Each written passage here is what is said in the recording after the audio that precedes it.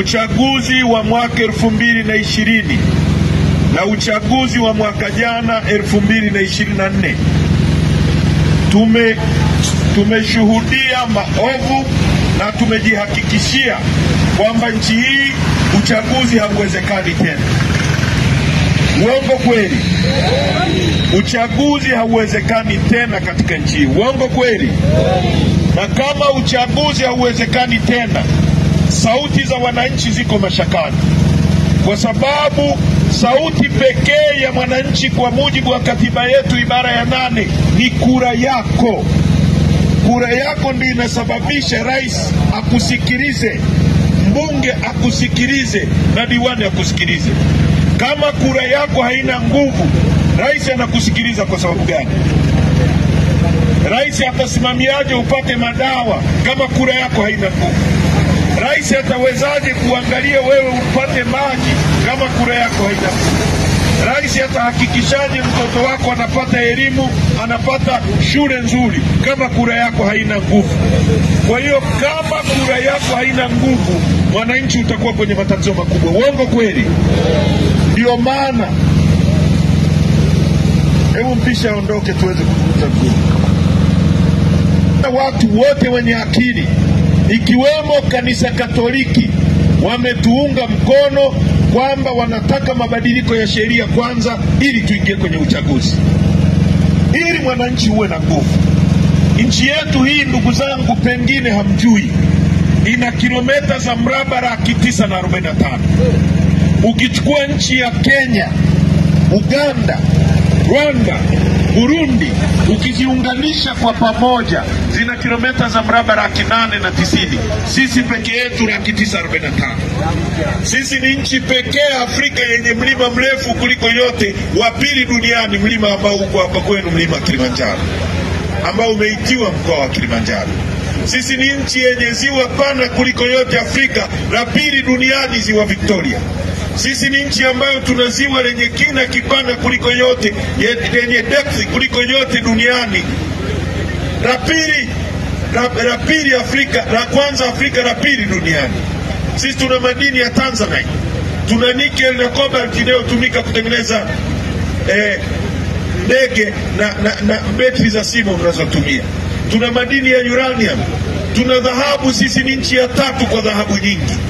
Tuna madini ya almasi, tuna gesi, futi za ujazo trilioni 54.5. Kwa nini watu wetu ni maskini kwenye nchi tajiri namna hii, nchi yenye kilimo, yenye maji, yenye mvua? Kwa nini nchi yetu ni maskini na kwa nini watu wetu mnaishi kwenye umaskini? Ni kwa sababu tuna viongozi ambao wameshindwa kutumia rasilimali zetu kubadilisha maisha ya watu. Na ndio maana, kwa sababu chama hiki kimekuwa madarakani kwa muda mrefu sasa, miaka 63, kimechoka. Chama ambacho kinauza kila kitu.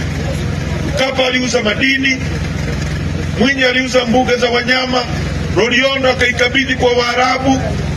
Huyu mama naye alipoingia anauliza kimebaki nini, akaambiwa bandari, naye akapiga mnada bandari akagawia Waarabu. Sasa Waarabu wa Dubai mwaka 61 walikuwa watu 70,000 pekee yao. Mwaka 61 tunapata uhuru, sisi tuko milioni 8, wao wako 70,000.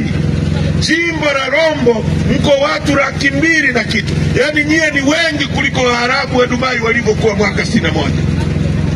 Mwaka 63 sisi tuna chuo kikuu cha Dar es Salaam.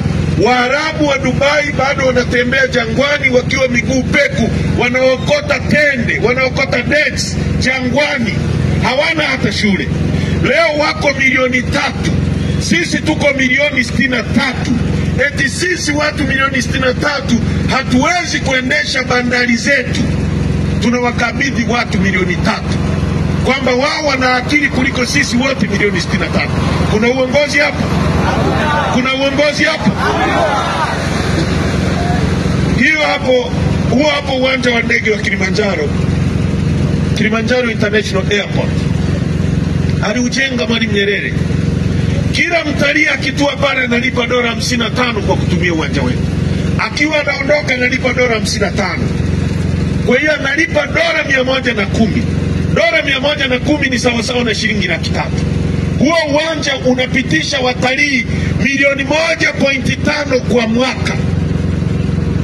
Yani anahitajika kijana wa Kitanzania akae pale, pesa ikiingia anajua wameingia kadhaa, akitoka anajua wametoka kadhaa. Kwamba hiyo nayo hatuwezi. Huo uwanja wamekabidhiwa serikali ya Omani iuendeshe.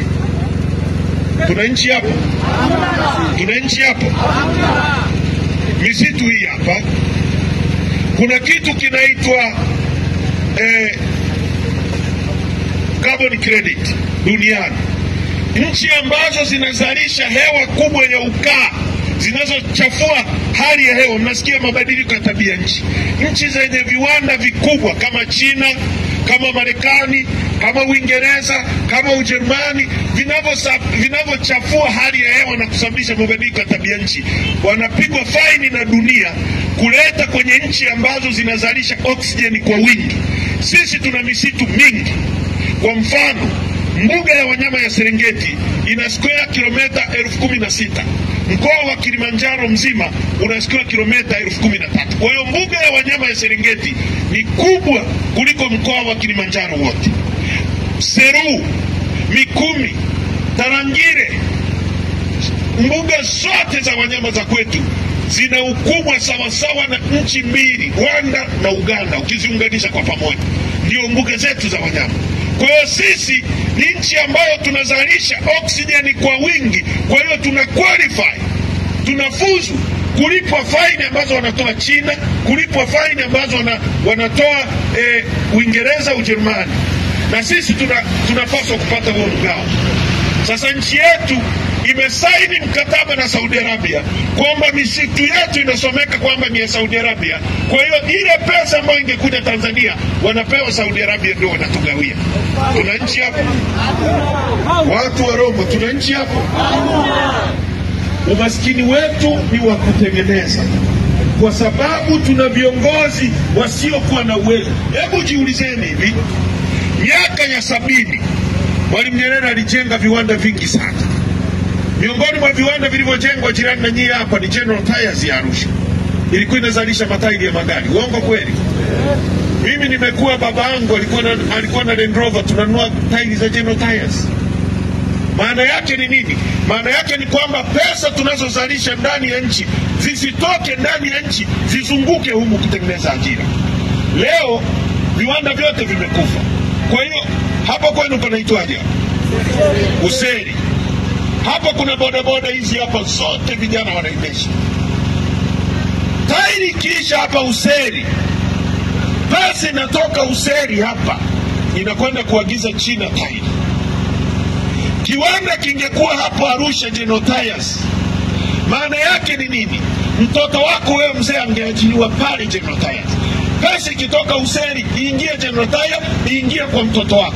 Yule mtoto akipata pesa atakuja kujenga hapa Useri, atakuajiri wewe fundi wa Useri.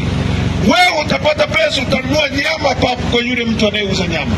Yule atapata pesa, atapanda bodaboda imletee nyama nyingine. Pesa itazunguka miongoni mwetu. Leo pesa inatoka hapo inakwenda China kwa sababu viongozi tulionao hawana uwezo.